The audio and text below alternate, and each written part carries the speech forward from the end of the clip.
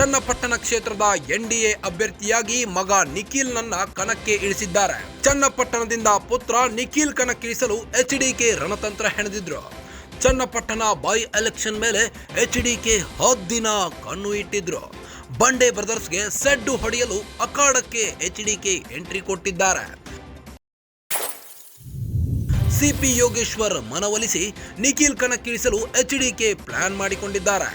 ರಾಜ್ಯ ಬಿಜೆಪಿ ಉಸ್ತುವಾರಿ ರಾಧಾ ಮೋಹನ್ ದಾಸ್ ಭೇಟಿ ಮಾಡಿರುವ ಎಚ್ಡಿಕೆ ಚನ್ನಪಟ್ಟಣ ಉಪಚುನಾವಣೆ ಬಗ್ಗೆ ರಾಧಾ ಮೋಹನ್ ದಾಸ್ ಜೊತೆ ಚರ್ಚೆ ನಡೆಸಿದ್ದಾರೆ. ಸಿಪಿ ಯೋಗೇಶ್ವರ್ ಮನವೊಲಿಸಲು ರಾಧಾ ಮೋಹನ್ ಜೊತೆ ಚರ್ಚೆ ನಡೆಸಿದ್ದಾರೆ.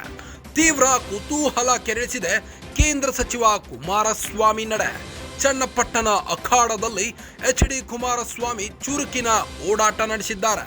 ಕೊನೆಗೂ ಸುಪುತ್ರ ನಿಖಿಲ್ ನನ್ನ ಚನ್ನಪಟ್ಟಣ ಕ್ಷೇತ್ರದ ಅಭ್ಯರ್ಥಿಯಾಗಿ ಕಣಕ್ಕಿಳಿಸಲು ಎಚ್ಡಿಕೆ ಪ್ಲಾನ್ ಮಾಡಿಕೊಂಡಿದ್ದಾರೆ.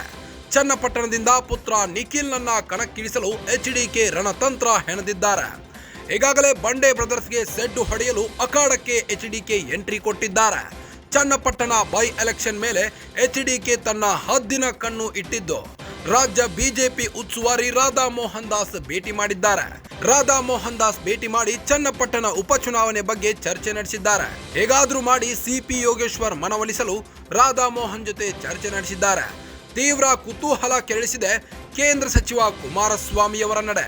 ಚನ್ನಪಟ್ಟಣ ಅಖಾಡದಲ್ಲಿ ಎಚ್ಡಿ ಕುಮಾರಸ್ವಾಮಿ ಚುರುಕಿನ ಓಡಾಟ ನಡೆಸಿದ್ದು ಹೇಗಾದ್ರೂ ಮಾಡಿ ಮಗನನ್ನ ಉಪಚುನಾವಣೆಗೆ ಕಣಕ್ಕಿಳಿಸಲು ತಯಾರಾಗಿದ್ದಾರೆ.